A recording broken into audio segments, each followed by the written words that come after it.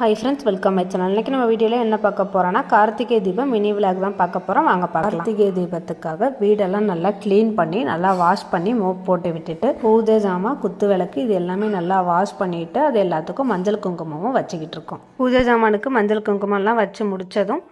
வாசல்ல குத்து விளக்கோட அகல் விளக்கையும் சேர்த்து ஏத்துறதுக்காக நல்லா அதையும் வாஷ் பண்ணி மஞ்சள் குங்குமம் எல்லாம் வச்சு திரி போட்டு எடுத்து வச்சாச்சு